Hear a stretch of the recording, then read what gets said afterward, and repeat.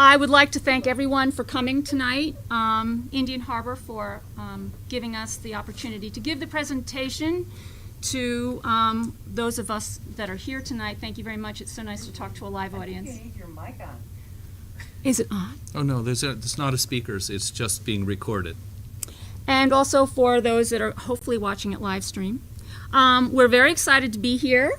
We want to give an update to the presentation that we gave, actually it was a couple of years ago, where we told you what our plan was and to let you know how far we got on our first leg, and unfortunately had to come to an abrupt stop due to COVID. We, not knowing really what to expect, I can say that our trip has so far exceeded our expectations. And there have been other lectures on world travel, and we each look for what our interests are, and for Rick and I, we found that we were really looking to immerse ourselves into the culture, the people, to get an education, and to do a little philanthropy work. I am currently wearing a traditional outfit from the Cunayala people of the San Blas Islands in Panama, and we spent a month there, and it was an exceptional time, and we really did get to meet some fabulous people, which you'll get to see. Our presentation, and we hope to show you our experience from the U.S. coast, and we have a map over here all the way. We only got as far as Ecuador because of COVID, and down in Bahia de Caracas, which we'll show you all that. But not all of our travel was palm trees, sand beaches, and teal waters. And we're going to show you that as well, because actually Indian Harbor played a role in that, which we're very excited to share with you. The boat is currently in Bahia de Caracas in Ecuador at the La Amistad Marina.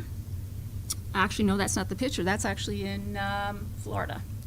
She is there, has been there since the end of September, and we will keep her there as long as we can until we can get back. The world, once it opens, we'll be able to get back on our travels. We were very lucky actually to come home when we did. There are many boats currently stranded out in the Pacific, and with cyclone season now coming upon us, we feel very blessed that we're not in that situation where we have to try and find a place to be. Our boat is in Ecuador, which is near the equator, where there are no cyclones and hurricanes, although they have earthquakes. So at this point, we're hoping for the best. So our trip is on hold, and then until the world opens. And without further ado, I'm going to hand the mic over to Rick. Wet mic. Yeah, that mic. Okay. So just a brief background. I don't know if anyone was here for our first seminar. Was anyone here and got the, okay. So we kind of gave through an idea of where we wanted to go and did a lot more information on getting the boat ready and what we needed to do. So the boat's a 43-foot cutter, a brewer cutter, and I've had it for probably, 18 years now, slowly rebuilt everything on it, and we finally felt we were ready to go. Even though we left, we still had more work to do that we were planning to do in Florida where it got warm, but you'll understand. The crew. The permanent crew is Candy and myself, and you can see from the picture on the left that Candy and I have known each other since high school and reconnected late in life. So I'm very lucky to find someone who's crazy enough to sign up for a circumnavigation with me. Our visiting crew was my daughter and her husband. As part of our trip, we were supposed to get down to Florida and then get to Australia and then get back and then leave with them and everything, and things got kind of messed up. But they met us down in Florida, hopped on the boat, and came with us all the way through Panama. So we had a lot of fun times together and a lot of close quarters, which we'll kind of talk about later. And then later we had some good friends of Candy's from Reading who came and met us, and they came through the Panama Canal with us and went to the Las Perlas Islands on the back of Panama. So we'll see a little of them too. And then we have some uninvited crew. We had Paul the persistent pelican, who just really wanted to join our crew, and Bob the blue-footed booby, who landed on our deck and also decided he didn't want to leave. So we wanted to do this. Overall plan was west-about circumnavigation, heading through the South Pacific and around through Indonesia, and then down to the bottom of South Africa and over to Brazil and then up to the Med and all. But so instead of going this far, we've gone this far. But it was a hell of an adventure so far, and we're pleased. So here's where we've been, and here you can see we actually have a Delorme Garmin repeater that's a little tiny satellite unit that sends where we've been, and I've actually got the exact track of everywhere we've been. So it's really nice to be able to relive that and to share that. So here's some of the stops. So we'll go through them as we're on our way. So we started off by having this presentation here. So we were just about done the boat. Everything was ready. We were loaded up. We were really, really feeling comfortable. We were going to head off, get down to Florida, and then fly to Australia. But what we didn't say when we were here is that we were frauds. That on the way here, the wind was blowing straight at us, and we had to goose the engine. And as we goosed the engine, the temperature gauge went way up, and it turned out we had problems with our heat exchanger, and we had salt water leaking into our fresh water system, and it required this huge repair. So here we're standing up chatting about our wonderful world trip, and all the time we're thinking to ourselves, holy cow, we have no idea what is in store and what the boat needs to have done to it. So I can tell you that it did require a major overhaul to the engine, and we had to change all the heat exchangers. And of course, it's nice when you can order a part and it comes through and it's exactly the same as the one that you had on it. And in this case, the old parts were no longer available, and the new parts were taller than the old parts, and I had to literally rip the pilot house floor apart and cut beams to make room for the new engine parts. So it was about as crazy as it could be. We were at Norwalk Cove. Thank goodness. Yeah. So I had good people and people I trusted working on the boat. So we said, okay, our concept of getting to Florida and flying to Australia is gone. We're going to fly to Australia from New York, and we're going to leave the boat here. They're going to work on the boat, and when we come back, we have this little tiny window to get the boat back together, get a new floor and rebuild the pilot house floor, and then get on our way before the weather window closed and we couldn't sail south. So we were able to pull that off, believe it or not, and we loaded the boat on a slightly snowy, icy morning and got the boat, somewhat put together. Our one friend came down to meet us at the crack of dawn, and he slid down the ramp on his butt in the ice. And so we had a propane heater down in the pilot house with a hose running down from the cockpit so we could keep our pilot house at 70 degrees, and we kept turning that on and on, and we headed off. We left on Christmas Eve. Christmas Eve, yes. I see that. So Saw that. So we shot through, we hit the tide just perfect going through Hellgate, and we shot through New York City at 14 knots, and we said, woohoo, this is it. It was actually a beautiful experience because it was sunset and the views of New York City in Christmas Eve going through Hellgate. It was actually very, very pretty. And it was crisp. So we headed offshore, and we went down the Jersey Shore, and this is how we managed to survive. The pilot house has a seat/bunk in the pilot house and a nav station on the other side. So while one person is navigating and monitoring the radar and all the good stuff, and ducking out every now and then to do a prairie dog peek around, the other is sleeping in the pilot house with the lee cloth right next to each other, so we're always 3 or 4 feet from each other. So that way, if Candy's got a problem, she can just pound on me and wake me right up. So that was how we got going. And we, of course, had to decorate for Christmas, so we decorated for Christmas, and Candy did roast stuffed chicken and vegetables, this beautiful meal, but it was blowing about 28 to 30. We had just a little staysail up, the wind vane steering the boat. We were heeled over and doing about 8 knots. Candy's preparing this sumptuous meal, and we ate it sitting on the pilot house floor because it was too rough to eat it. We were eating out of bowls as the boat just plowed its way through the waves. So that was actually really, really fun. It was a Christmas absolutely we won't remember. So when was one person always up during that? yeah, one Yes. person was always up. So 24/7. It was never rather than out doing on- set watches the way many boats do, Candy doesn't sleep really well during the day when it's bright out, and I can sleep anytime, anywhere. So what we do is I would do much of the or the night stuff, and Candy would do the day stuff. So I'd stay up till like 4 in the morning, and then she'd get up and then do and I sleep during the day. And we were able to just base it on, do you need sleep or not? And we would catch up with each other, and it worked well. But And traditionally, I get seasick in the first 4 days, always. yeah. So we take these Sturgeon pills, which you can't get here, but we get them overseas, and that makes me pretty loopy for a couple of days. So I struggle, and he unfortunately, has to stay awake a lot more. But after the 4 days, I'm pretty good to go, and we get back to a regular schedule. But Candy prepared tons of pre-cooked dinners that were all just the right size to either pop in the oven and warm up or pop in the microwave and heat up. And then it would be, a really nice warm dinner. Even though you're offshore, we're having really good food. So, and by freezing those, and we've got a big monster freezer that can keep a ton of food cold, it would just defrost it during the day, heat it up for dinner. We'd sit and watch a movie in the pilot house on the PC screen there with the surround sound and Quite everything. civilized, quite It was awful. And then we'd take turns with the watches. So that's how we worked. Provisioning the boat was actually a nice an experience for me. It was easy doing the shopping here, and there's a lot of food in cans underneath the floorboards of the boat. I figured out all the sizing, and I put them all in plastic bins, so there's canned meats and fruits and vegetables and enough to help us survive for months if we had to. And we have a water maker to make water, so we'll learn more about that later. But yes, pre-cooking meals is the trick for the first, as much as you can. So it was smooth sailing for Christmas Day, 37 degrees, and before we left, we wanted to put some pad eyes in around the boat so we could lash stuff up and keep it from taking off on us and hang netting.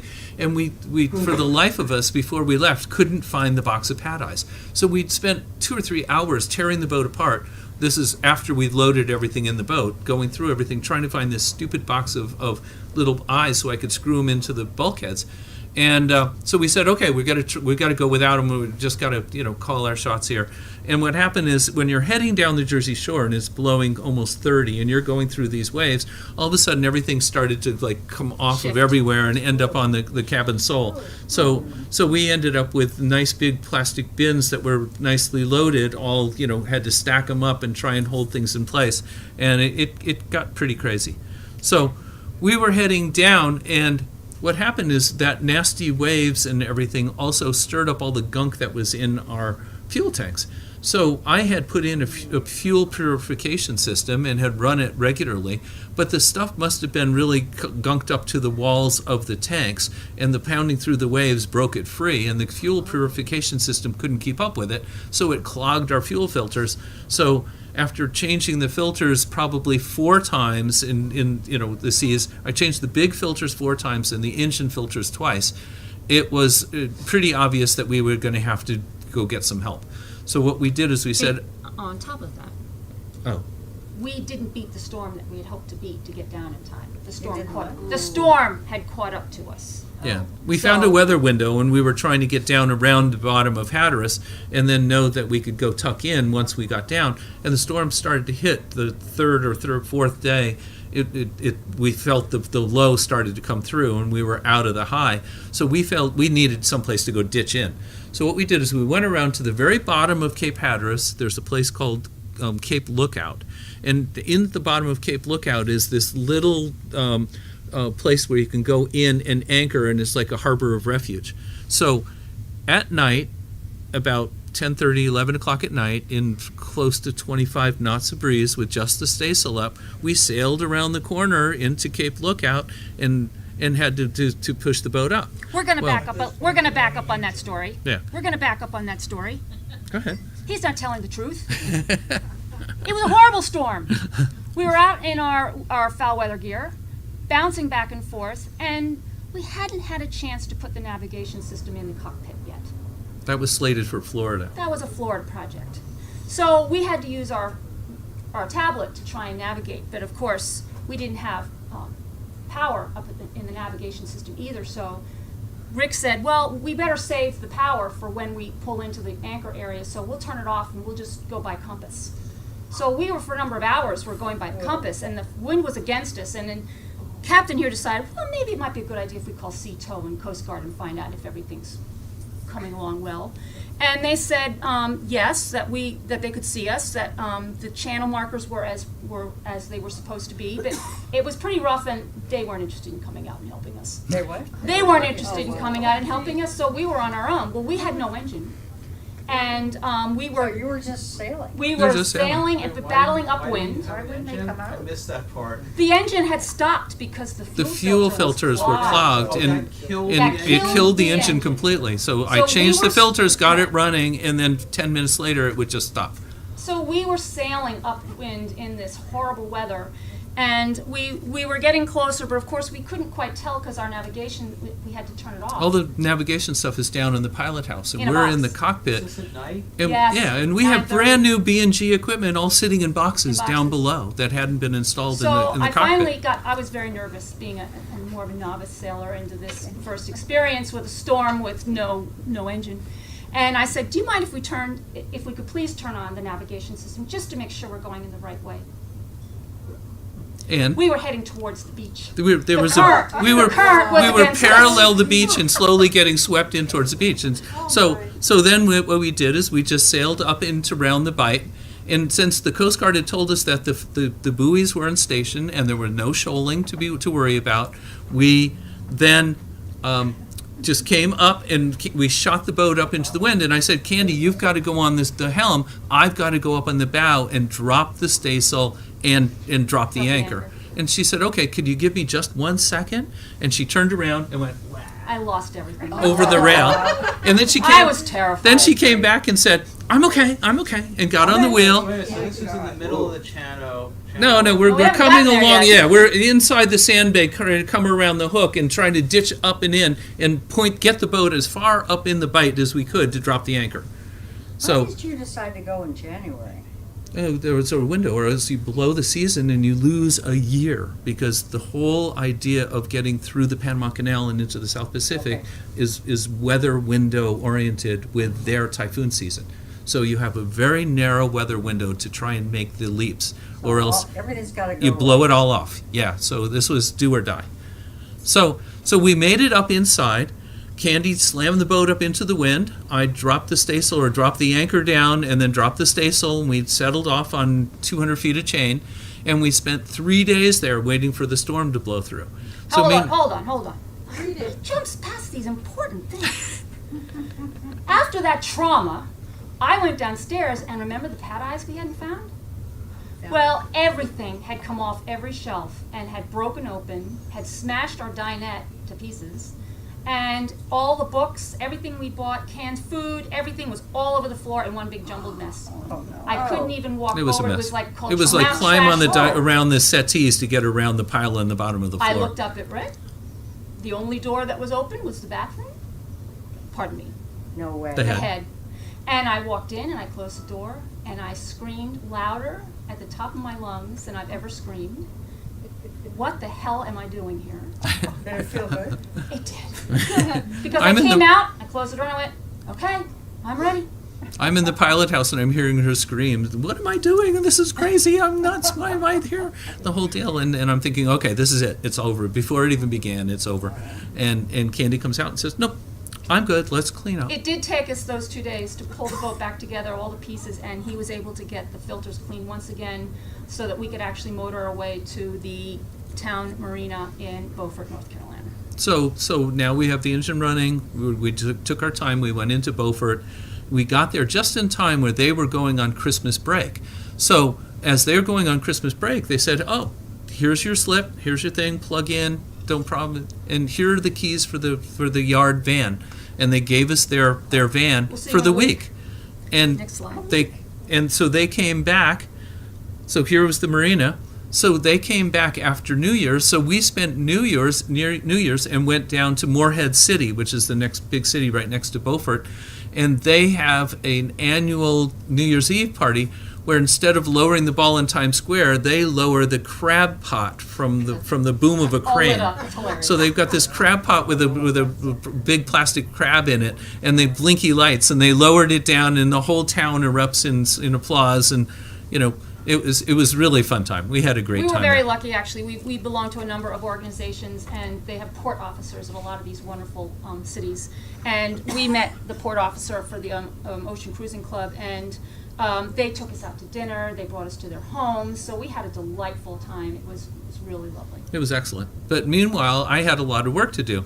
So we had a company going to come and suck all the diesel out of the boat, purify it, suck it all back in again, and there were no inspection ports in the tanks. So I pulled out my big hole saw set and a 1/2-inch drill and proceeded to drill through the tops of the aluminum tanks and mount the new fittings, the new inspection ports in there. So you can see the middle pictures are the before and after pictures. So we were shiny, clean, and spotless. And it was a major undertaking, took pretty much all of a day. But then the engine ran beautifully, and we never had a problem again. So it was a blessing in disguise that it happened when it happened, and we were, glad to have it over with. We were on our way. So we left Beaufort, North Carolina, and we headed straight down to St. Augustine, Florida. So we were heading down along the coast, and ultimately came into St. Augustine. Well, going down the coast was really fun because it was getting warmer. We were shedding all of our clothes. The heater had to go off. We dolphined in the bow. I mean, all of a sudden it started being beautiful out. But going through at night, I had plotted a course to head down through the course, and we were basically turning the autopilot, or the wind vane steering, to stay on the dotted line.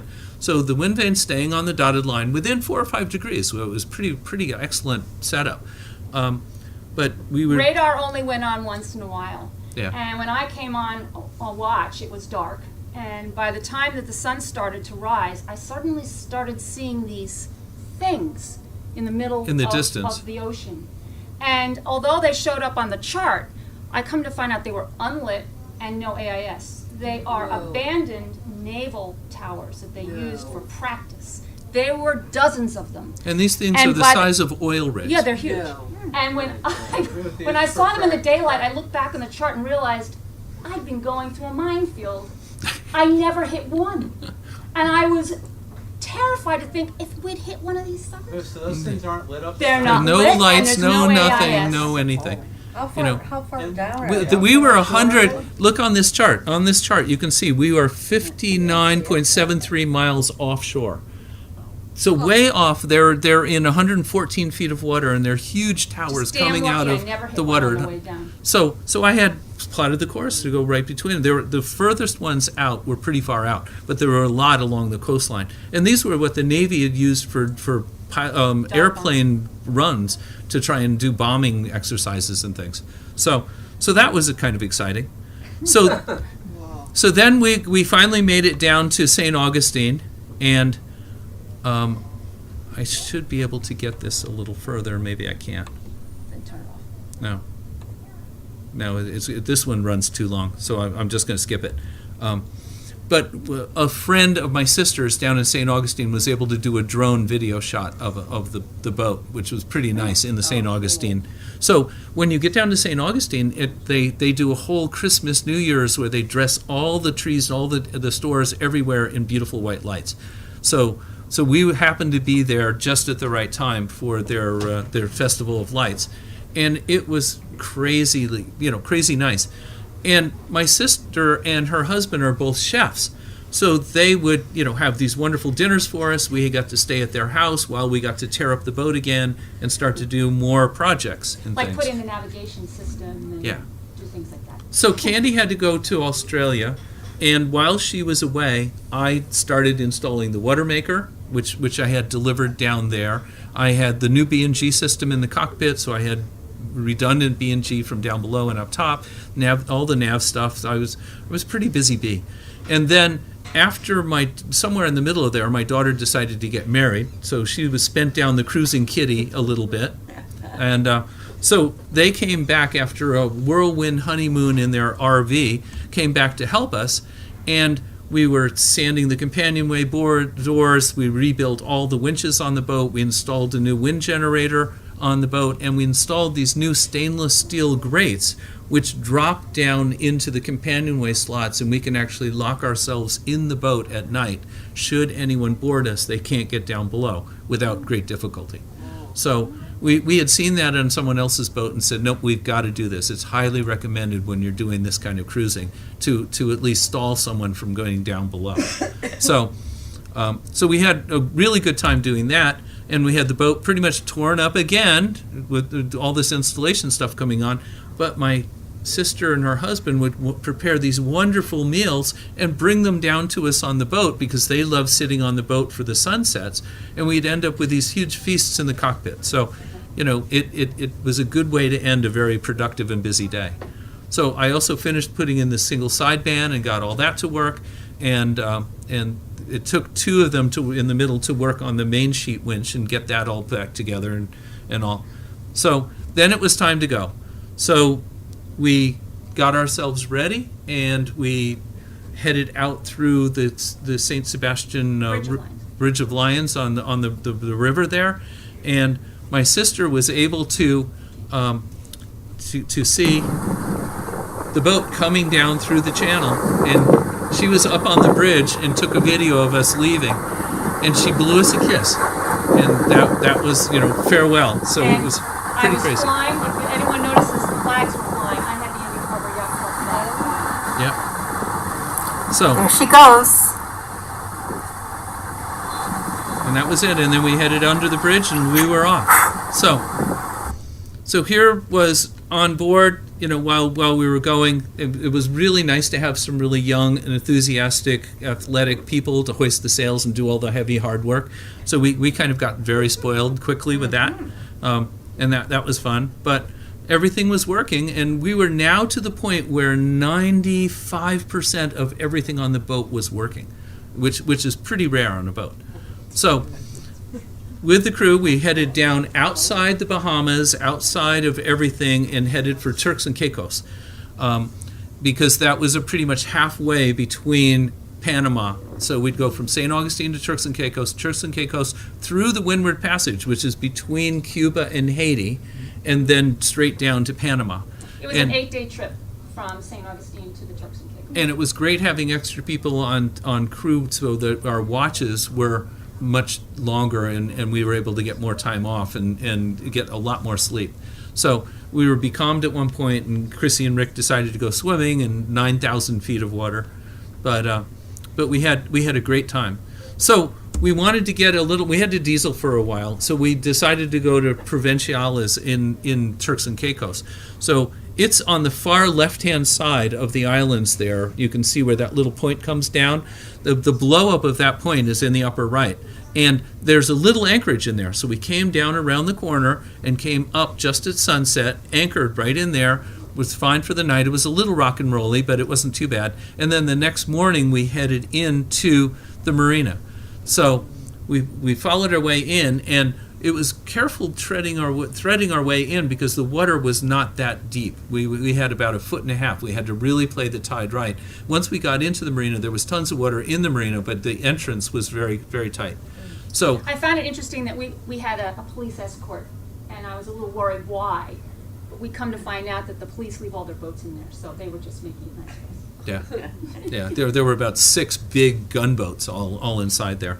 So that was fun. But they had washers and dryers. We could go shopping. We did some exploration and adventuring.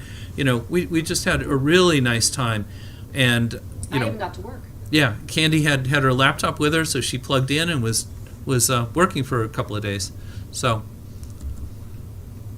we went down to the next island right off of that was Salt Key. Grand Turk. Oh, Grand Turks. Grand Turk, pardon. Yeah, Grand Turks, and then ultimately to Salt Key. So Salt Key is where they used to have the salt baths, and they would let the water dry out and evaporate, and then scrape all the salt off the bottom. That the industry has been long dead, but they used to have carts that were pulled by burros that would load all the salt into it. Well, all the salt people have gone. All the people who work there are gone. There's only 6 people on the island, but there are hundreds of burros because they left them all. So at one point in the bottom left, I was under a tree to get out of the sun while the kids were trying to kiteboard, and and two burros came to share the only tree in town with me. And the mother kept her distance. She kept me between her baby, you know, so that or stayed between her baby and I. They're extremely friendly, actually, and they followed us everywhere. So they were like pets. They were very sweet. So that was fun. And then we found this nice restaurant and met the people, and they were wonderful. Restaurant, yeah. The only restaurant. Owned by a couple from North Carolina that went there on vacation, loved it so much they didn't go home. And they bought this property, and Ocean Air Restaurant, the best conch you'll ever have. Their chef is from Haiti, and he was just lovely. And the other gentleman we met there was Tim Hunt, and he is a Fifth generation. fifth generation of the family that ran the salt industry there. That's called the White House.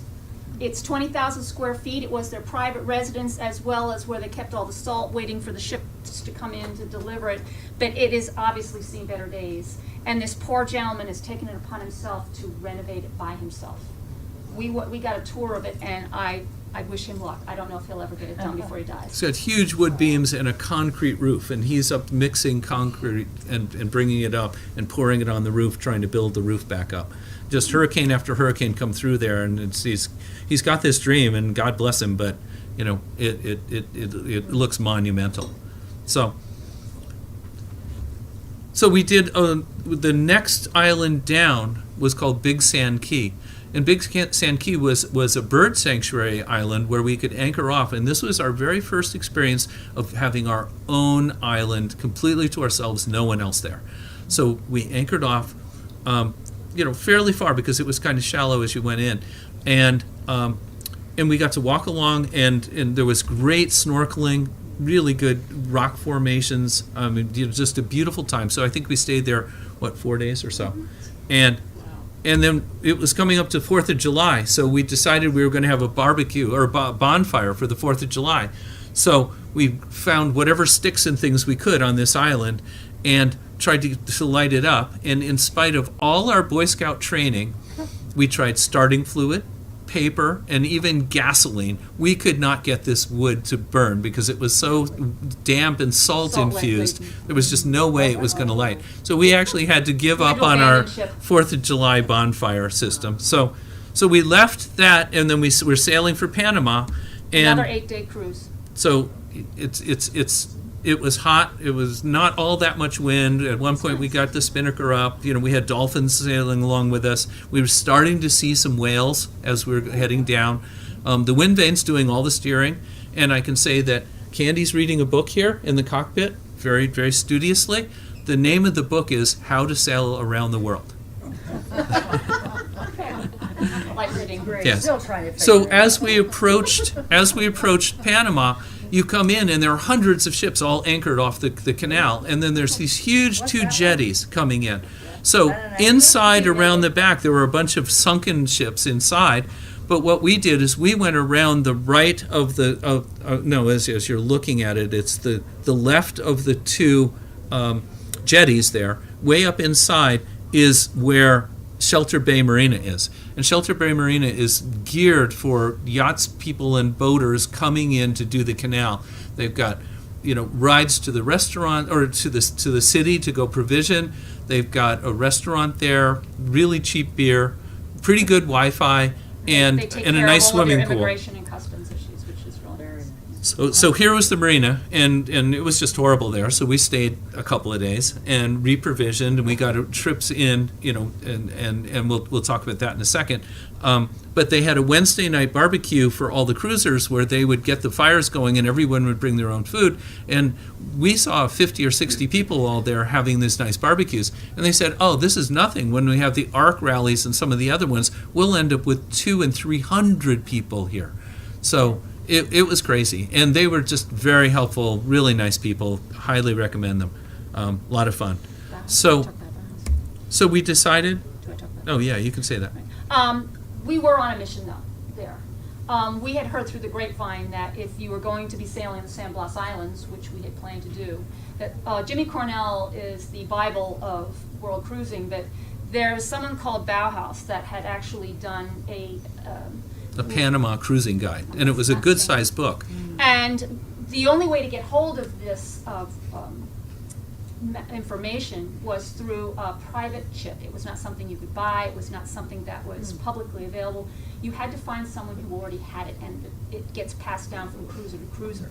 And knowing that we had to find this chip, I suspected it was probably somewhere at Shelter Bay. So I had to try and find who had it. And lo and behold, you offer people a few drinks at the pool, and I found the person who had it.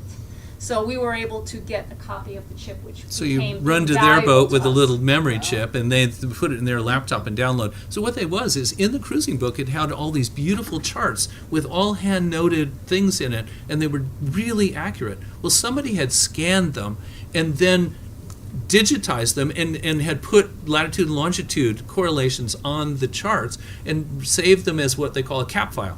Well, now I could open it in OpenCPN on my laptop, and it would show us in the middle of the paper chart. And they were really, really accurate. So these digitized charts were the answer for everything we went on. And you could throw Navionics out the window. You could throw CMAP out the window. You could throw everything that was in the chart plotters out. We were living on two computers, both with redundant charts on it, using this paper book, and then the book in the cockpit. But the book had many things that were way out of date. So some islands said, hey, there's a free empty island, barbecues there, and all the cruisers get together. Well, we get there, and it turns out, well, there are a bunch of families living there, and yeah, they'll charge you $5 or $6 to get there, and they'll light the barbecue for you, but it's going to be what, $50 or $25. But I'm jumping ahead. So while we were in Shelter Bay, we got a ride to Cologne. Now, Cologne is kind of the I guess the Jersey City, type city of Panama, and it was pretty dark and nasty. There were some outdoor vendors or big stores where they were selling fruit stands and farmers markets and things. So we went in, and while we were trying to negotiate food, I recognized this guy came in and was starting to interject himself into our conversation. And an alarm went off in my head that he was the diversion, that we were about to get pickpocketed. And while he was talking between Candy and the other guy, I started looking around, and this lady came up behind me, and she was trying to go in my pockets and go get it. So I grabbed her backpack that was over her shoulder, pulled her up really close over my shoulder, and said, no. And then I let go, and she just took off through the thing. And while I turned around, he was gone also. So we were on to them, and we were like that close. We weren't so lucky every time. Yeah. We'll tell about that Yeah. later. So while my daughter and her husband were walking down one of the streets in Cologne, a taxi cab pulled up to him and said, you should not be on this street. If you stay on this street, you will die. Turn around and go back towards the middle of town. And they were like, okay, and they shot back out again. As a bit of an idea, I mean, on the corners of most of the streets in Cologne, there were police on motorcycles, but they were like in these. They were armed with Uzis. With Uzis. I The mean, guy it in the was back not of the safe. motorcycle had a No. machine gun strapped to his chest, and every bank had somebody standing out front with a shotgun. They had armed guards with This shotguns was at one of the every cities bank. I would say give it a miss. Yeah. We definitely And the could little guy pass. on the bottom, that's an who's that? anteater. He was in the middle of the road when we were driving. He was so Yeah. cute. I got a picture of him. How big is that? He was a good size. Yeah, he was pretty tall. So we decided we were going to the San Blas. Most of this whole portion of the trip was to get to the San Blas Islands. So the San Blas Islands are way down on the right-hand side in that set in there, and we had to get around the point of land to get there. So we started at the bottom, came around, and then had to go down into the It's islands. 160 miles, and there's 368 islands, 40 of which are inhabited, and only 6 with electricity. So we were heading down, and one of the first harbors where we stopped around the way was called Portobello. Well, Portobello is where the old Spanish ships would come in to offload the gold from the Panama Peninsula. So this little harbor had 3 forts, one on either side, with cannons looking out onto it, and one down inside. So you could not enter or leave without being under the cannons, fire. So we were able to sail up and inside and anchor, and sure enough, I mean, I've been waiting my whole life to get these kind of pictures, with the boat in the background. And They were built in the 1500s, and they are as you see them. There's no museum, there's no entry gate with a fee, there's no one there taking care of it. It's just there, and you just walk in and you just walk around. It's just like part of the town. It was really actually very interesting. There were like guard huts at the top where you could look out, and these things were really antique, and you could see all the cannon in a row, and the boats with a couple of cruisers anchored out in the harbor. So we went from there down and finally entered into the San Blas Islands. So the San Blas Islands also are called Cunayala, and it's a part of Panama, but the indigenous natives have separated themselves from Panama. They are militarily protected by Panama, but they don't follow Panamanian rules, and they've broken away and practice their own religions, and they have their own government. So that's what was so much fun here, because you got to go back 200 and 300 years when you land on these islands. So bamboo huts, thatched roofs, people dressed in indigenous clothing, beautiful, pristine islands with palm trees everywhere. So that the cruising companies are not allowed there, and they even now have put a stop to charter yachts stopping there. So really the only way you can get there now is by your own private yacht. These two ladies here, I had done my homework in the cruising books, and both of these ladies were in the cruising book. So the person on the left, her name is Lisa, and she was known to make the best molas in Panama. I had hoped I could find her, and lo and behold, the second day we were there, she rallied up in her ulu and said, "Molas for sale!"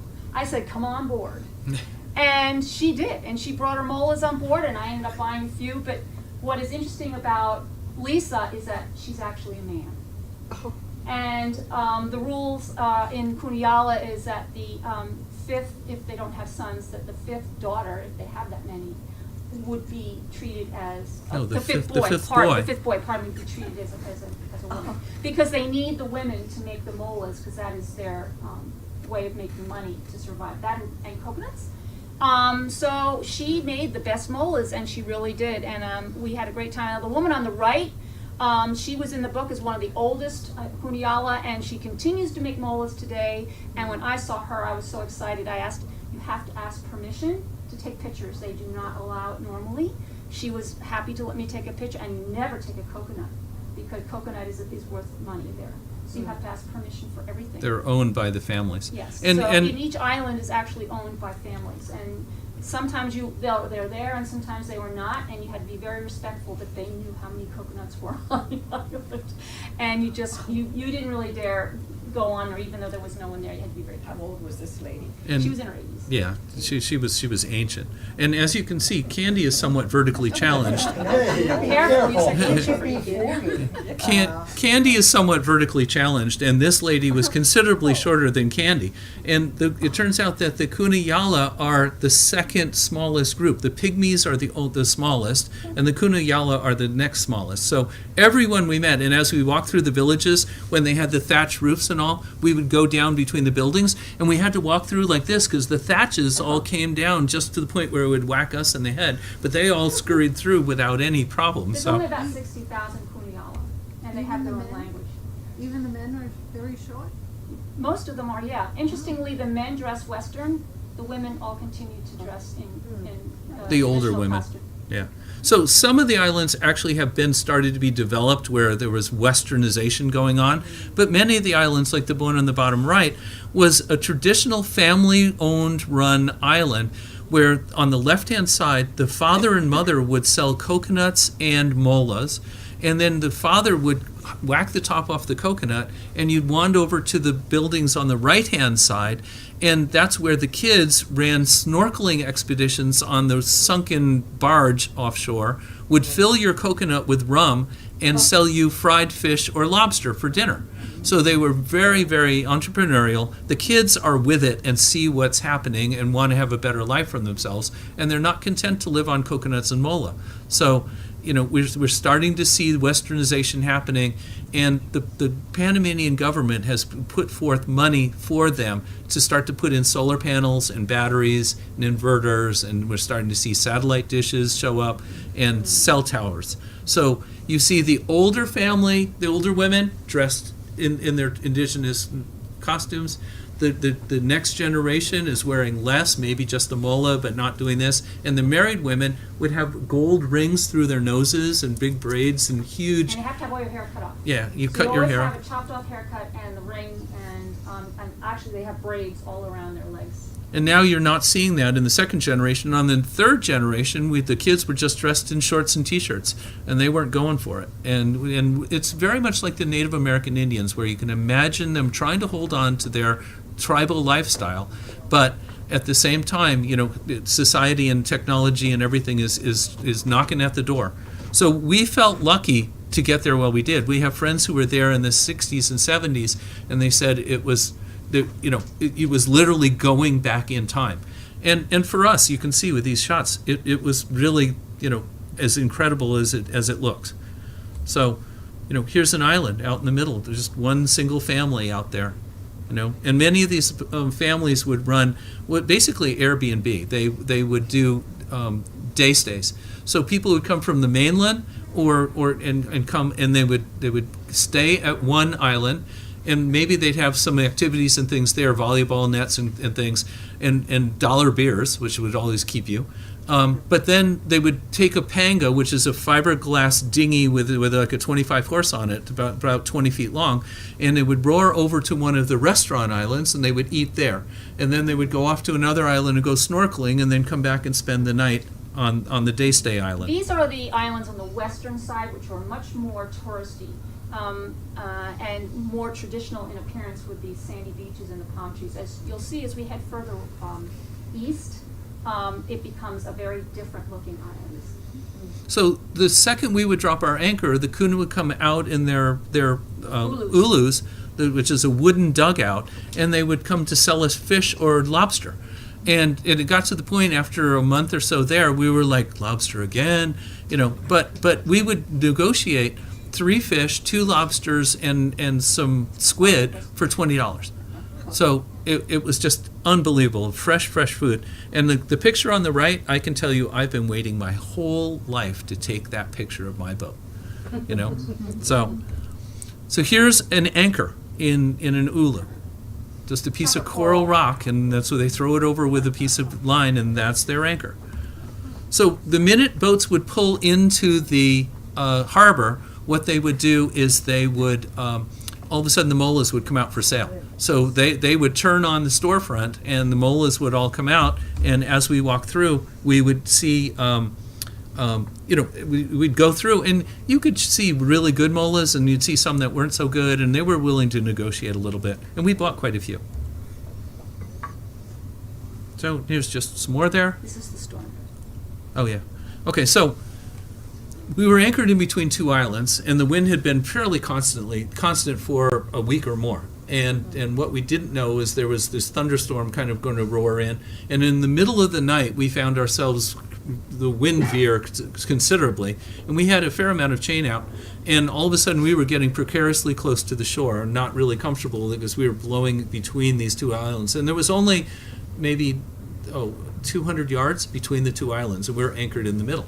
So having the young crew on board, they said, what can we do? What can we do? And I said, well, here, take this anchor. And I went digging through the lazarette and pulled out my big Danforth and gave them 200 feet of line and sent them off in the dinghy and said, go over there as far as you can until you run out of line, drop it down, and then come back here. So they did just that, and we put the anchor on the winch, and we cranked ourselves and brought ourselves back out into the middle. And it was fine. The anchors where we wanted to go had been taken, so we had to. It's first come first serve, and they're not always the best anchorages there. So you've got to take what you can get. It's a lot of coral. You have to be really careful. And you've got to sometimes stay up at night and really watch. What I would do is I would turn on Navionics on my little tablet.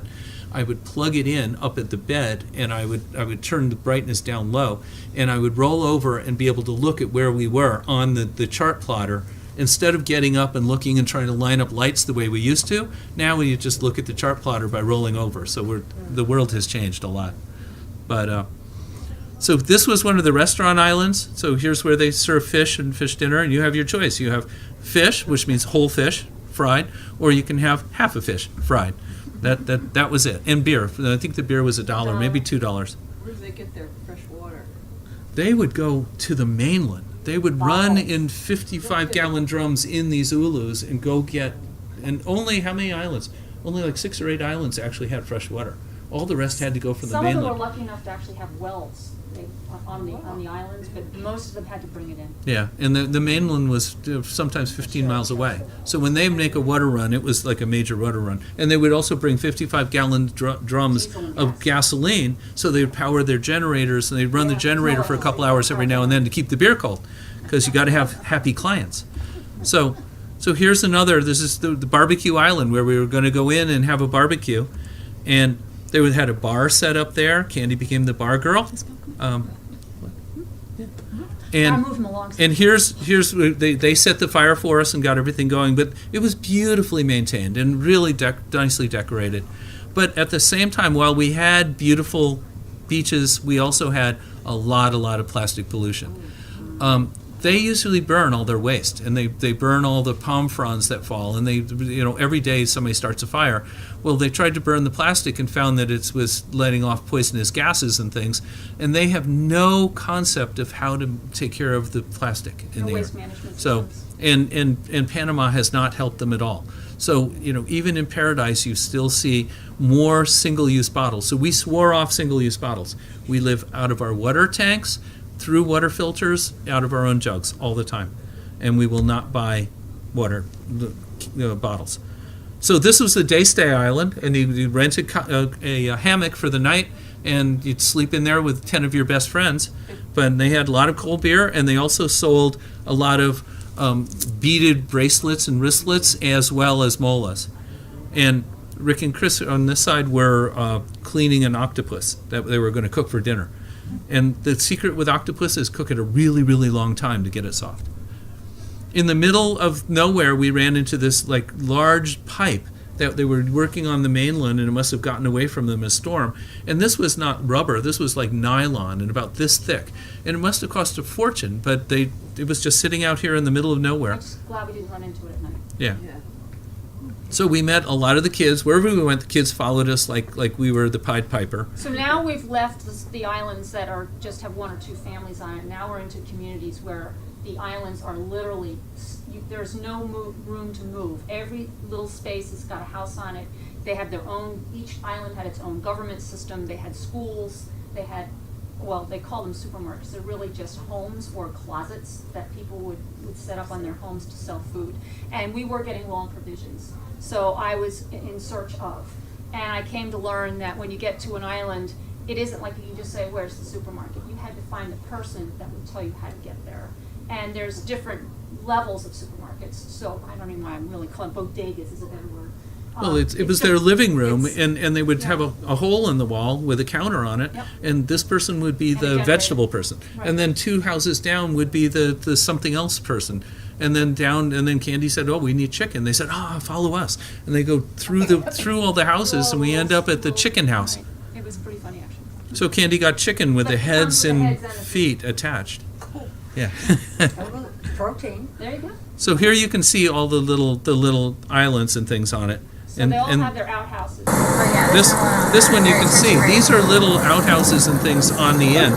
They have little bamboo stake little balconies out in the back, and that's their toilets. And so we came in from the backside and saw the very best of it all. We stopped making water at that point. Yeah. We would make water fresh water with our water maker in the deep water, and then when we got close to the islands, we would just use the water we had accumulated. Not many cruisers go down this far. In fact, we were the only boat down there.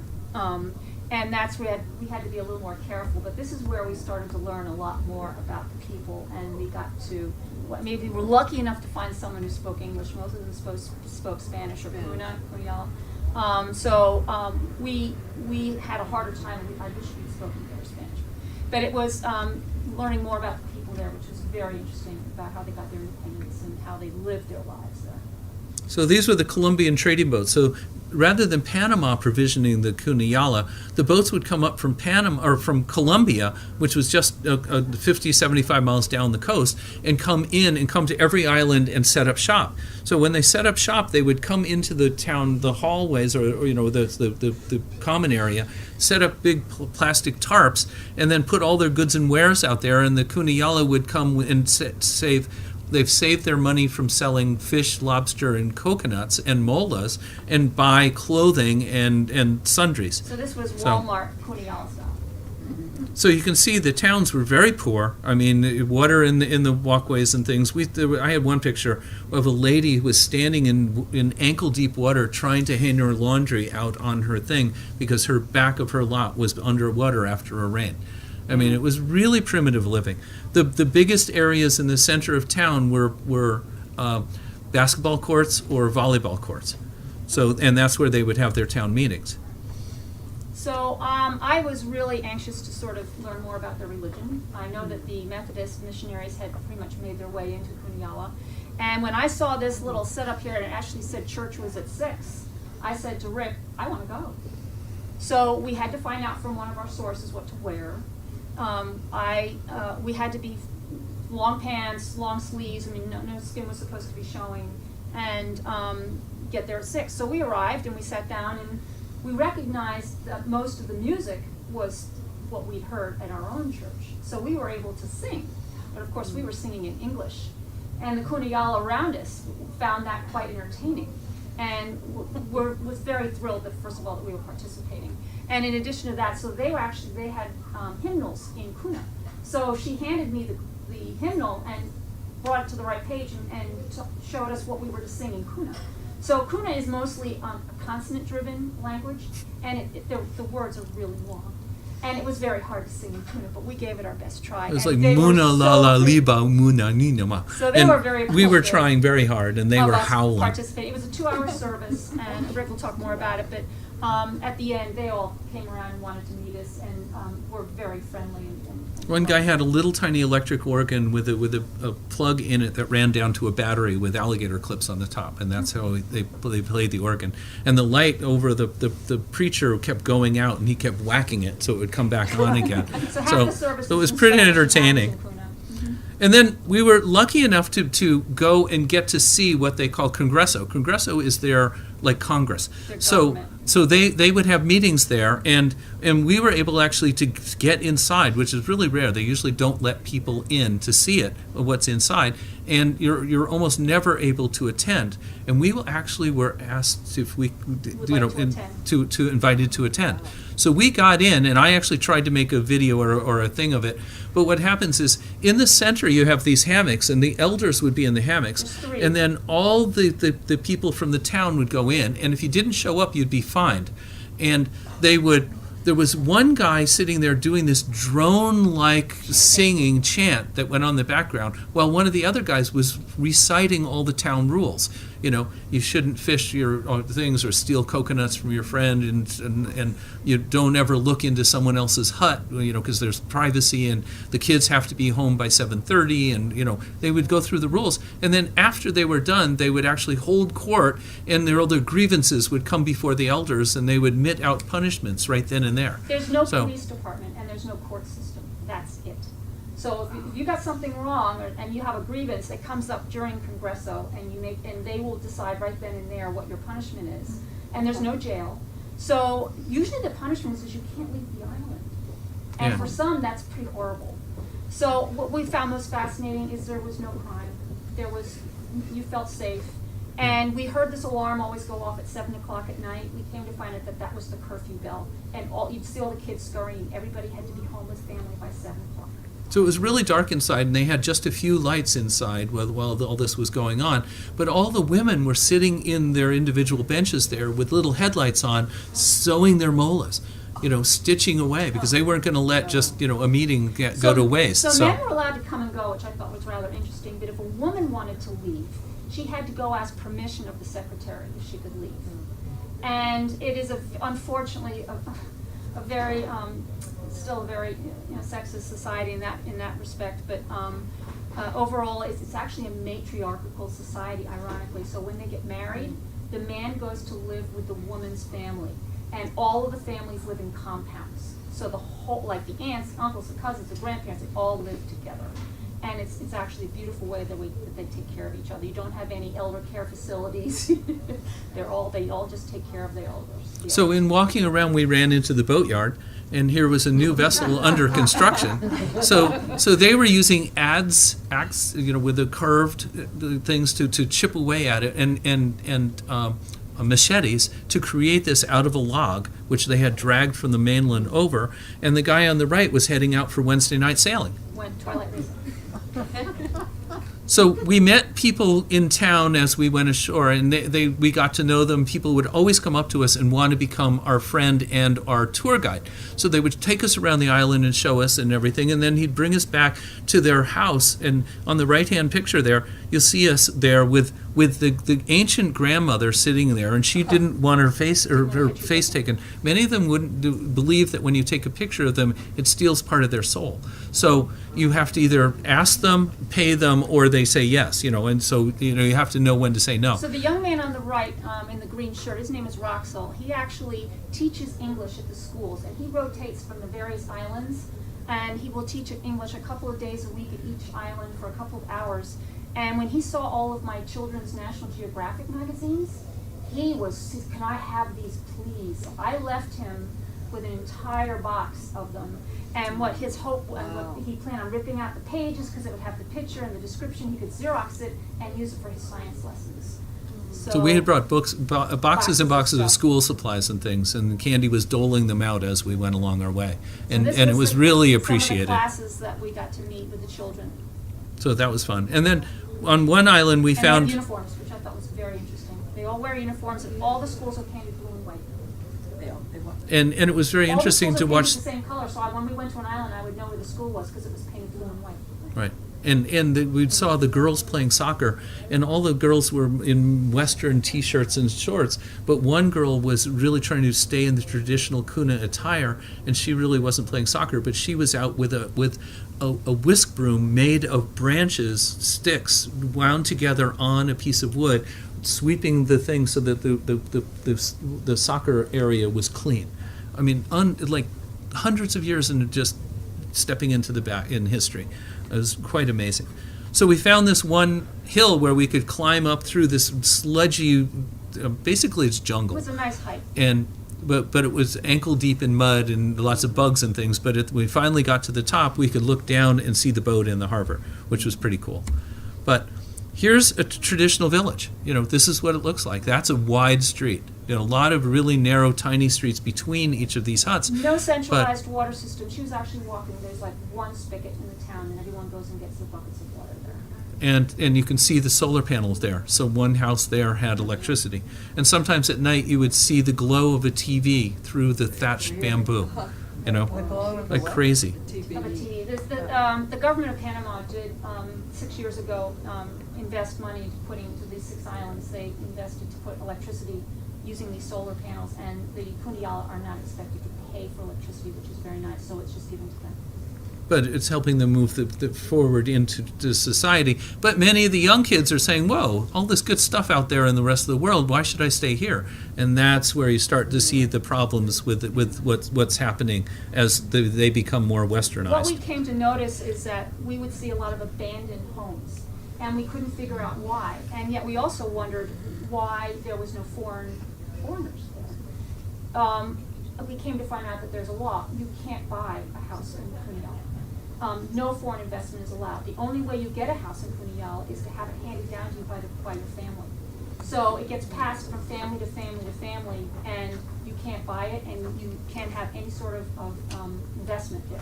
So you will never see any foreigners. So on the really populated islands, there were a few, and they would have, you can see, they took up every inch of the ground. The only time that there was an open space, whether it was a soccer field or a town area where they would have meetings and things. This one island actually was attached by a bridge to the mainland. They had 110, or they had electricity. So It was one of the few that actually had running water and electricity coming down from the mainland. But you can see it was, the guy who we met came out in his little ulu here. He lived in this hut with his family and about 8 people right along the water, and he was a fisherman.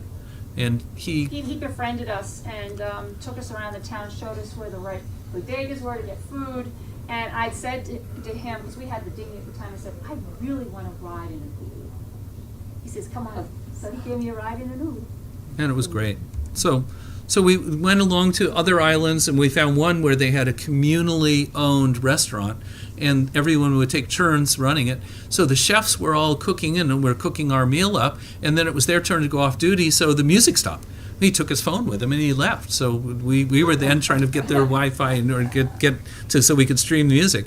But we got tours of the island, and he was a wonderful a certified tour guide, and his wife also did molas. So every time he gives you a tour of the island, we get up, and the big exciting thing was we're going to go to the top of the mountain, and at the top of the mountain is a cell tower. That was their great big thing on the island. So and of course his tour came down from there and ended up at his house where you could then peruse his wife's molas. So, he had it all settled. But you're not allowed to have commercialism there. So that restaurant is owned by the island, and they all take turns running it. It's not owned by any individual. And The best octopus dinner we ever had. Who's that little citizen? Oh, just a little tiny frog. Just the tiniest little frog, a special kind of frog that's only in... We were hiking, I just saw him, I picked him up, put him on my hand. Yeah. That's the one they dip their poison spears into. So you're going to tell the story about that? So we were looking out from the shoreline there after dinner, and we're saying, wow, it's beautiful. And we see this very big log going upstream. And when we looked carefully, we realized it was a 12-foot alligator, going up. So that was not, or crocodile. It was, told us we're not supposed to be swimming there, because you're in the jungle. I mean, you really are. I believe alligators are in America and crocodiles are in Australia. Yeah, there you are. So here was an We're gonna fly island. through these. Yeah, here was an island where the family, grandma would stay on the island. The kids would all come and take turns running the island, rent out little houses and things on it for day stayers. But one kid was the head of his soccer team at back on the mainland, and he would run soccer ball through the palm trees to practice. Set up an obstacle course on the island to keep in shape for the soccer. He was captain of the soccer team. So here, just more beautiful islands and all. So then we came back to Shelter Bay, and we had to fuel up. Their idea of a fuel dock is a tugboat that has tanks of diesel in it, so you get filled up by the tugboat. We set the spinnaker and started sailing down back to the Panama Canal. So we joined up with the boat we were going to raft up with to go through the Panama Canal. We had to rent all the fenders and 4 200-foot lines. And You then can't go through on your own when we're that small. It's just the space. It's 1,000 feet long. It's 110 feet wide. Actually, they just opened the second canal, but that's only for the huge cruise ships and the huge freighters. So we were going through the original canal, and they made us buddy up with another sailboat.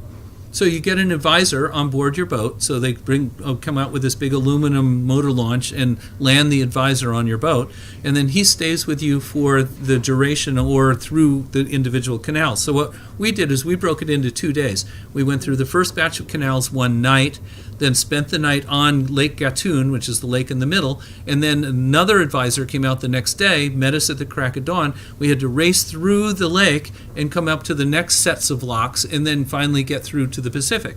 There's 3 main locks, and each lock has 3 sections because you have to go up 90 feet, and each lock is 30 feet. And you have to have 5 people on board. So you have 2 fore, 2 aft, and then you have the captain, and then you have the advisor. So we sort of ran into a bit of a conflict because our crew, the kids, decided they had enough. They were bored and wanted to go home.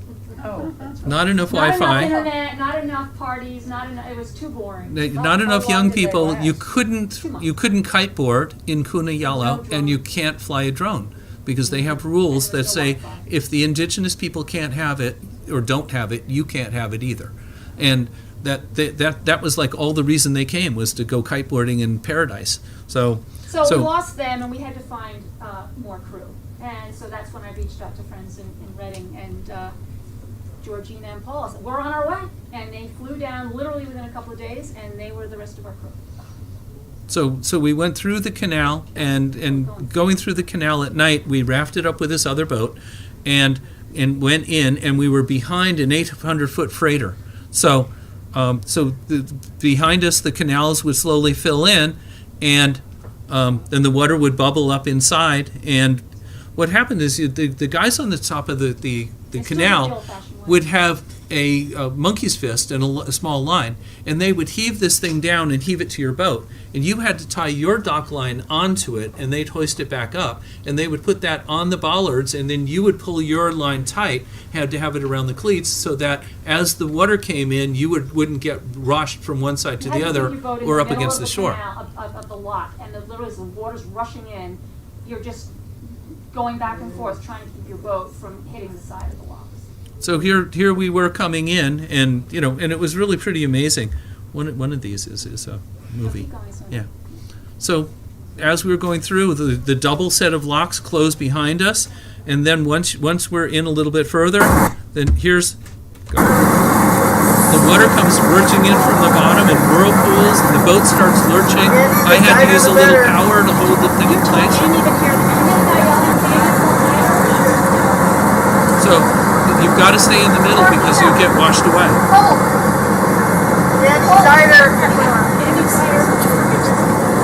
Candy. Candy.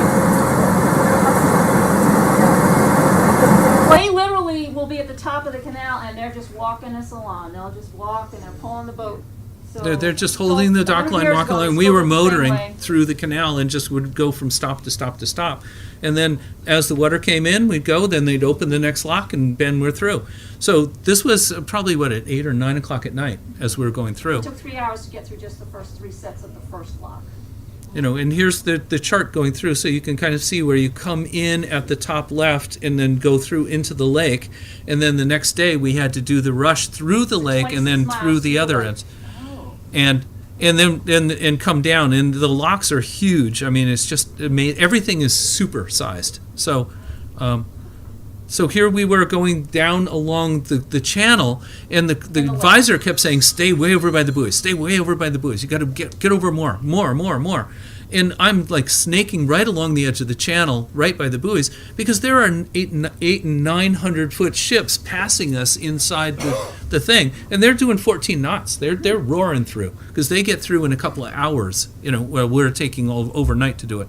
And on the right-hand side, these are some of what they had to dig to make the canal, and hundreds of people lost their lives here, digging this and doing this. And it was really amazing when you're inside there to look up and just try to get, understand the immensity of all of this. It was really, really nice.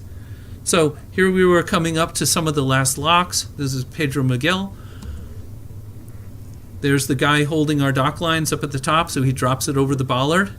And then in behind us comes a ship. And our advisor says, "Hey, be ready to let your lines run if you have to." And we turned around and said, "Why is that?" And he said, "In case he doesn't stop." So he was 800 feet. So here we were, in place, ready to go. And my sister, I had been texting her that we're almost through, take a look. And she went on the Panama Canal webcams and was able to snap a shot of us in the canal. So that's us down in front of the ship. There's Independence. Yeah. There's Lakota. And Those little things down there were us, and that monster ship behind us. And I had no concept how big this ship was. So what happened? no, so they opened the gate and they stopped, thank God, and they opened the gate and we were on our way through. Interestingly, in one of the locks where the freighter was in front of us and we were in the back, the pilot yelled to me and said, "You have to really hold on tight when we start leaving." He says, because the backwash from the freighter would be so significant that it would throw He's going to boat start moving everywhere. and using power, and he's going to wash it back on us. And I'm using the throttle. I've got it half throttle trying to hold in place, and they've got the lines tight, just trying to hold us in place till he moved on, and then we could move up ahead behind him. So here was at the last lock. I'm saying, wow, we finally made it. The last lock opened, and the Pacific Ocean awaits. So, and at this point, my heart's pounding, I'm almost ready to cry, and I'm saying, man, there's no turning back now. So here we were, and we went down to the far side of Panama. This area at the bottom right on the chart is called Balboa, and that's where old Panama City is. Balboa is the old city, going back to the 1500s of Panama. So we said goodbye to our advisors. We turned back in the fenders and buoys. We went to a yacht club. We picked up a mooring, and we went out on the town. So we went out to a rooftop bar overlooking the old city of Panama, and it was unbelievable. The new Panama City is like, it was like looking at the Oz in the distance. It was really unbelievable. But the old city was beautiful, antique city, and with beautiful cathedrals and things. And some of the buildings there were back from the 1500s. It was just amazing. And the next day was my birthday, so Candy got me a birthday present. So up on one of the rooftop bars, these were the hostesses, and Candy bribed them to come, say hello. So we had a wonderful dinner out in this eclectic restaurant. There were people driving around this was a cruising bar where you sit on the seat and pedal, and you are the power for the bar to move around town. And They're playing music and mixing drinks. and the guy in the middle is mixing drinks, while you pedal it. But you can see the ruins go back to 500 years old. We just missed their 500th anniversary, and they had huge celebration and things.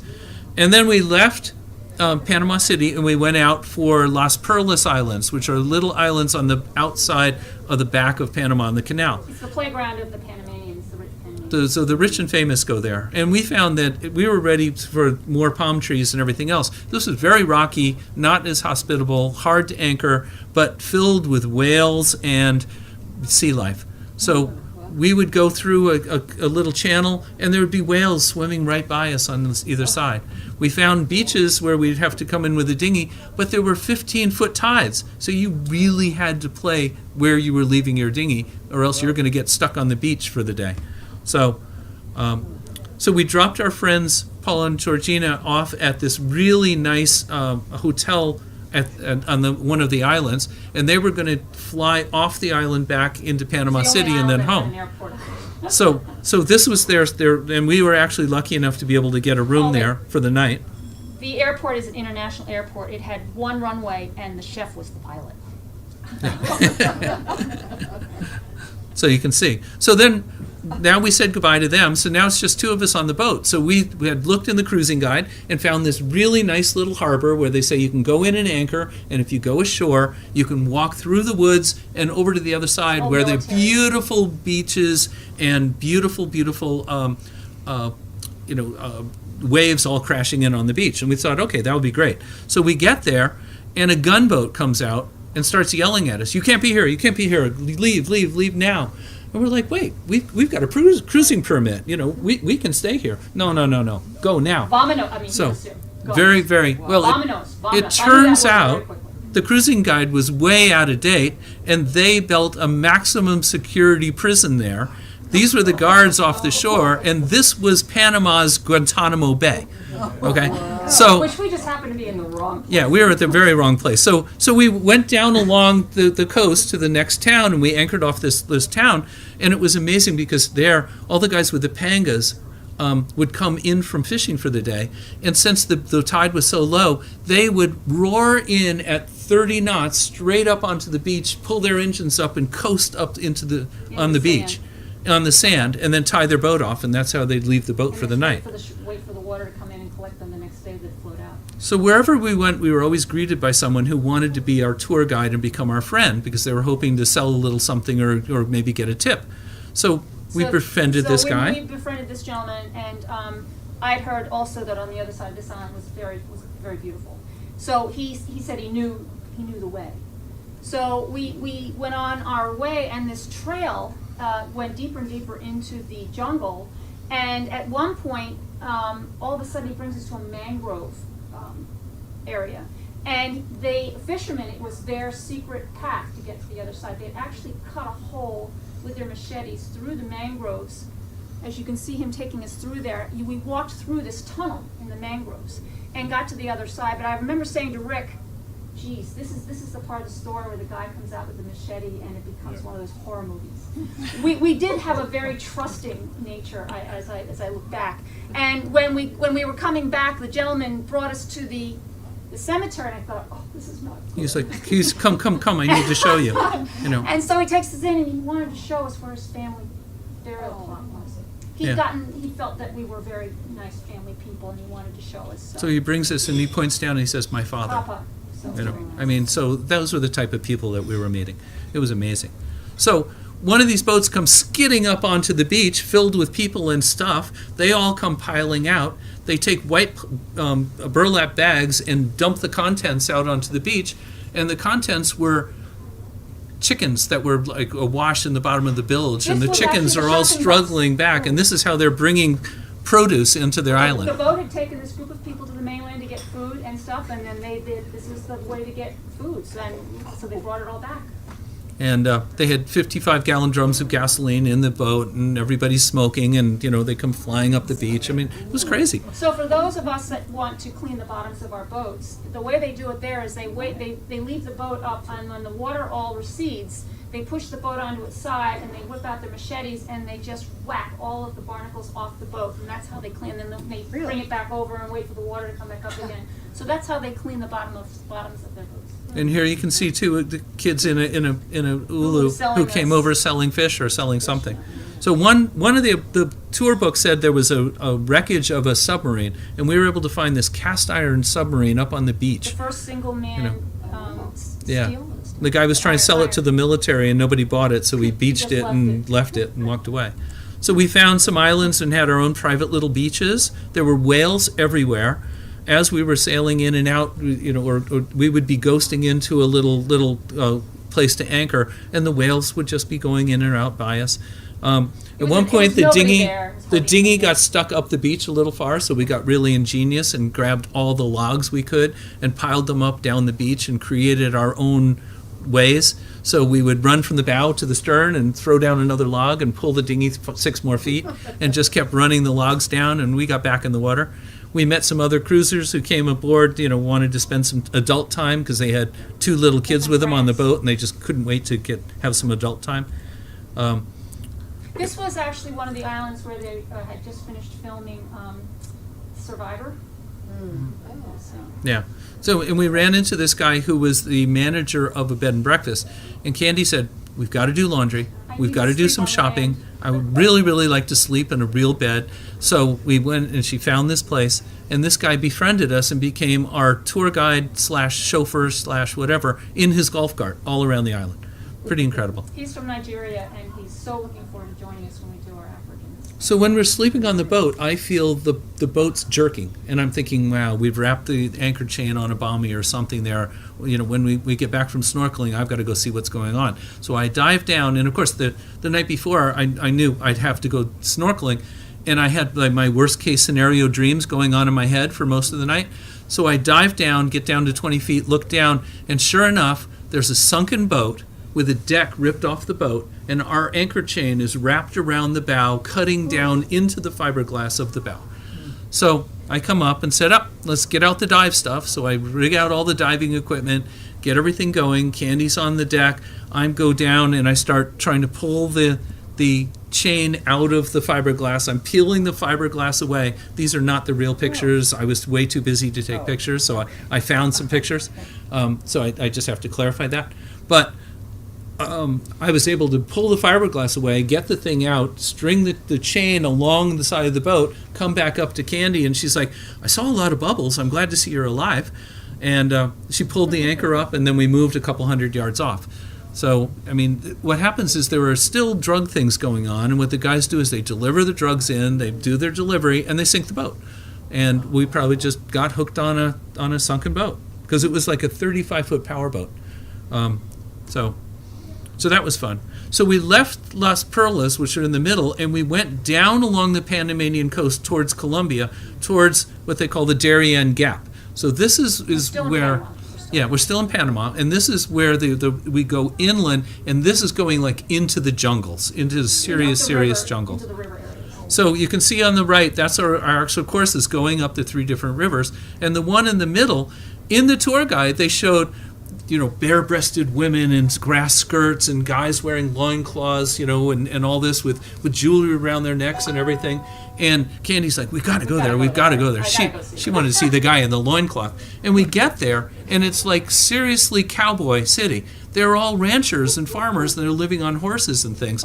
They're 400 miles from the closest Pan American highway. Actually runs all the way down into the Darien Gap, which, by the way, Darien, Connecticut, is named after the Darien Gap. Because you had the Atlantic Ocean on one side and the Pacific on the other, and this was the area between them. And then when they were trying to name Darien here, they said, well, a seaman, they were trying to come up with a name, a guy who had been offshore said, hey, you should name it Darien because it's the same thing. You're stuck between two cities, Stamford and Norwalk, and you could be Darien in the middle. And it's stuck, and that's where the name came from. That actually is in the historic books if you want to check. So the river in the middle is called Rio Cucunati, and we were able to get the boat up into that top section there, and pretty much we couldn't go any further because, again, the tides were horrific. So we thought, well, the dinghy should be able to get further along. We knew we had to go further up to get to this community. And you can see the water actually goes further up in, but it's so tidal that we had to leave when the tide changed, follow it all the way up. The first day we didn't time it right. Then the second day we timed it and went all the way up the river and got there. Dinghy all the way up into the mangroves, and we finally literally made it at the end of the tide because we had to drag the dinghy the last few hundred yards. But before we got there, we had to get rid of our friend. So Paul the persistent pelican that decided he was going to land on the boat because the only boats he was used to seeing were fishing boats. And we had no fish. We had nothing to give him. But he was absolutely, set on landing on the boat. So he landed on the boat. I would spray him with a saltwater wash down. I would poke at him on the back with a boat hook, and ultimately I put out a big boom box and I played techno Das Punk music really loud. And he was shaking and we couldn't tell if he was dancing or he really hated the music. But eventually he flew away. And he stayed a couple hundred yards away and was like, we're like, don't you even think about it. So while we were in this little estuary here, in the middle of the night we would hear whoosh, and we were like, what is that? So we go out with the big flashlights, and there was a single dolphin in that estuary fishing. And he was circling around our boat and fishing everywhere we went. And when we got to talk to all the fishermen and got to know people, they said, oh, yeah, that's Solo. He's here all the time. And they've named him Solo. So going up the river, we raced our way up and barely made it before the tide changed, and then the river would dry out. So here's high tide and low tide on the river. Wow. And they would leave their boats up high and dry. And on the right-hand picture, that's two guys carrying a 60-horse outboard on a 2x6 over their shoulders to change it from one boat to another. I mean, this is really seriously, going back in time. They're all fishermen or ranchers. So here's the school, and they had loincloth guys. It's really a community of ranchers and fishermen, and they had the Blue and White School. And here's the cowboy bar with the horse outside, and we went inside and had a beer. Payphone. The only way you communicate outside of the town was with this one payphone, and it had a solar panel to make it work. And we met a guy there who took us on tours and befriended us, said, I'll take you to our family house. He took us up to the top of the hill. From the top of the hill, we could see our boat in the river. But he owned 3,000 cattle, and they were all on these hillsides, and they were the richest family in town. And he brought us back to his house and fed us a pork and potato soup. And it was just phenomenal to meet them. And Candy had brought a bunch of kids' school things with them, including bubbles. And the little girls had never seen bubble blow.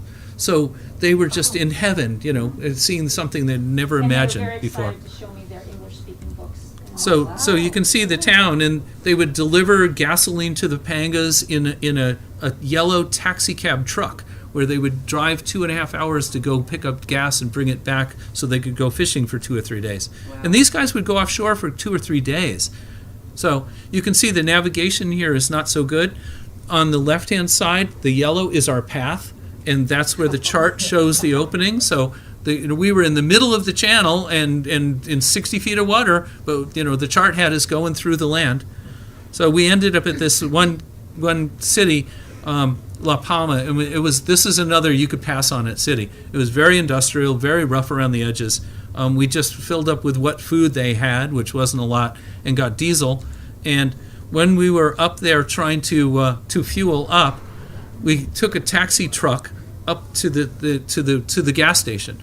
Well, the gas station was like this warehouse, and as we went in, we recognized, they had tanks and things, but You had to find the right taxi to get to the gas station, because again, it was who you knew. And you had to trust the person, because the ride to this building, it was an abandoned warehouse, was way into the residential area, and it was another one of those are we crazy moments. But when we finally, and he pulled up to this building, and there's just a door there, it wasn't until we went inside where this young man was actually filtering fuel and cleaning it, and it was a legitimate gas station. That's how that they managed it. So I went inside to take this picture, and I had my purse in the car. So we came back out, and he drove us back to the marina, and we said, how much is the taxi ride? And he said, $2. I said, gee, that's reasonable. And when I went back into my purse, $200 was missing. So he obviously had helped himself to my purse for the moment that I came out to take that picture. so we that got was hoodwinked on that pretty one. frustrating, But you learn. So then it was time to leave that portion of Panama, and we had to go outside of Colombia. So we were trying to stay about 100 miles or more off of Colombia, because that's where the pirates and the drug runners are. So, but out in the middle there's an island, and you've got to stay 15 miles away from the island, because it's owned by, I don't know, Panama or Colombia, but it's a military reservation, and you're not allowed to go near it. And if you do, you have to announce yourself on the radio, and they come out and get you. So we were trying to avoid it. But this was all upwind and into the current, and so it was a long, hard slog. So that was 8 days, 675 miles upwind against the current. We were tacking 100 miles offshore, and at some points we had net lines where they were fishing. They dropped these nets from their pangas with little tiny flags on them, and we're sailing, and all of a sudden the boat goes and stops dead. So it went down our keel and hung up on our rudder. So I'm there with the boat hook trying to push their lines of their nets off the rudder to get free. So we had fun, and as we went down, we finally came to Bahia de Caracas in Ecuador, where we were to leave the boat. So Bahia on the chart looks like it's fairly well protected, and they say on their guidebooks and everything, you got to call in advance, we'll send out a pilot, and you meet the pilot in the designated waiting area, and the pilot will lead you in. Well, we said, okay, that's going to be great. Well, we didn't know that with the wind blowing on shore, the pilot was going to take us precariously close inside of those two greenish islands just by the rock pile around the point. And so all of a sudden we're coming in, and we're seeing that we're having to go through this surf. So all of a sudden we're surfing the boat, and the guy's going faster, faster, faster. And I've got the boat pegged, and I said to Candy, hang on. And she's down on the deck holding on with her fingernails. And we're surfing down the waves, trying to keep the boat from broaching. And then whoosh, we're around the corner and inside this beautifully protected river. And that's where the boat is now. So we know when we leave, we're leaving at no wind, high tide, early in the morning before the wind has a chance to build up. Boats weren't meant to serve.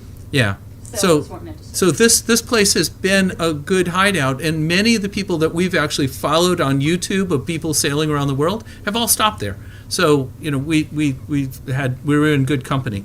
But It's a bit deceptive. I mean, it used to be a resort town, and it was a very popular place to go. It got hit with 2 horrific earthquakes in 2016. All the buildings you see there now are just shells. There's nothing in them. They're empty. It's a very depressing, run-down, poverty-ridden town, and you have to be very careful with a lot of crime there. Not the safest place to be. So we put the boat on a mooring, and then ultimately they moved us in closer to the mooring.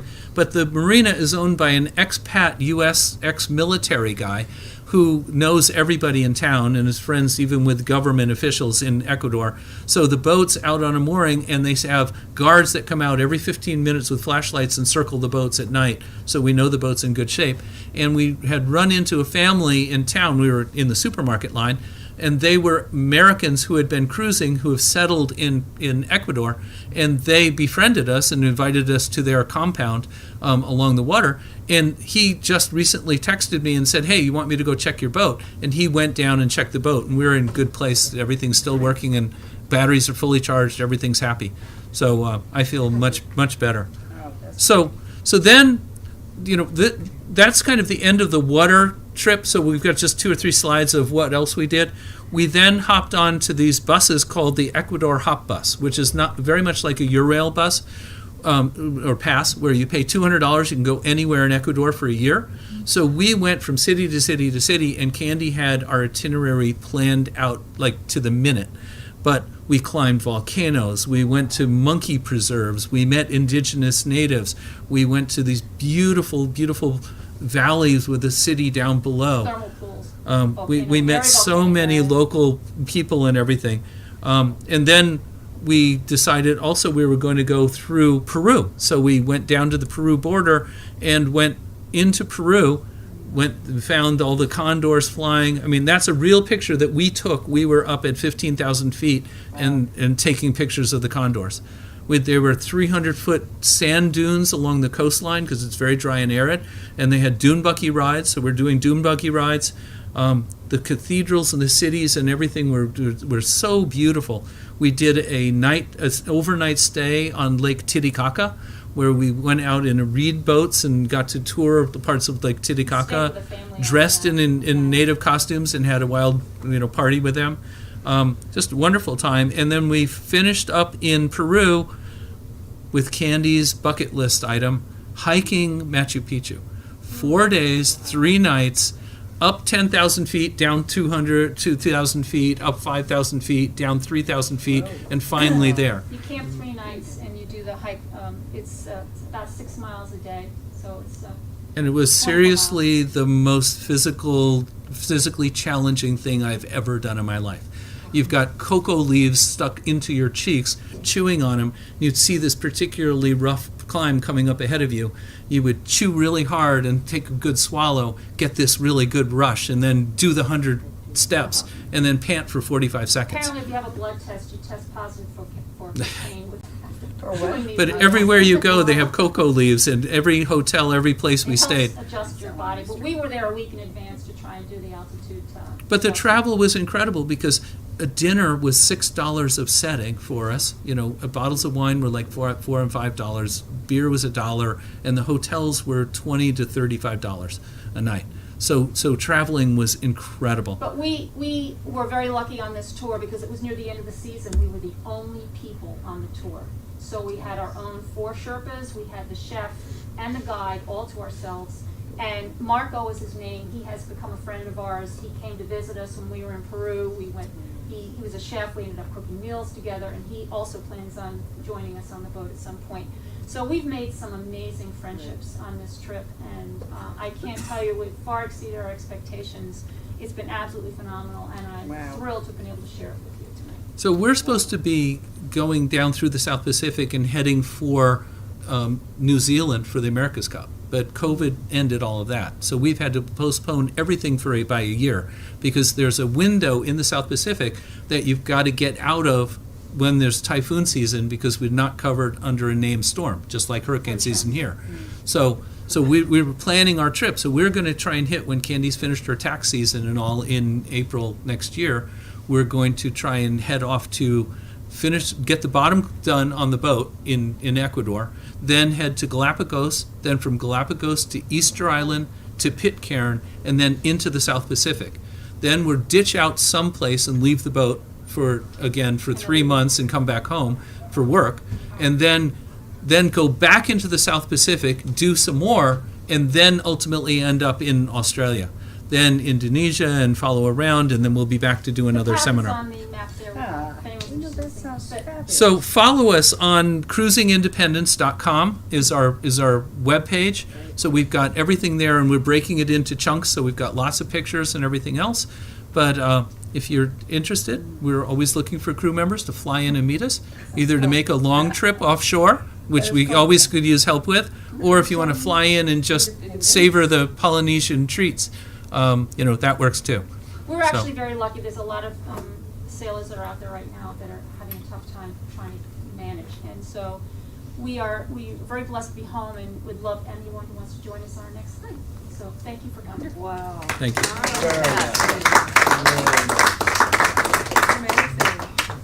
Amazing. Any questions? Oh my gosh.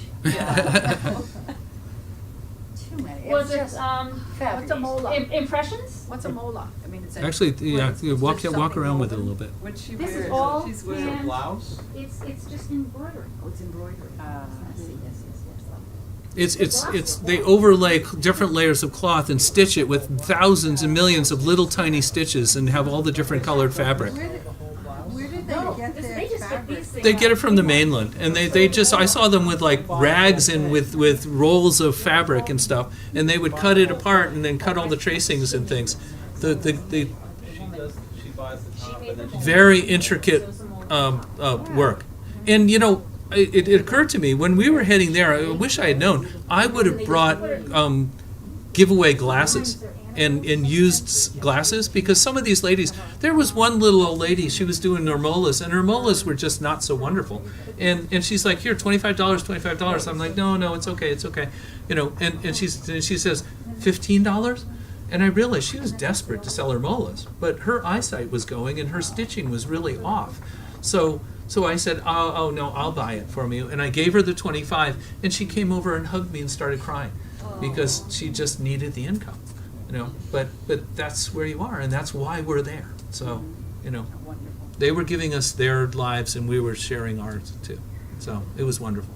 So did I get it right? When you went to the canal, you were rafted up? That's a requirement? Yeah, you raft up with What's someone the else. reason for that? Well, because they won't you let one boat when they can have two or three. Yeah. Sometimes they'll have a workboat in the middle with two yachts on either side.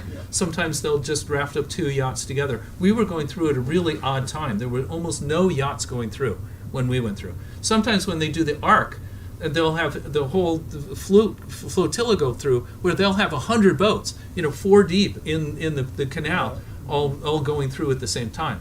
But we were off season coming through, trying to get down and knowing we were going to have to ditch the boat.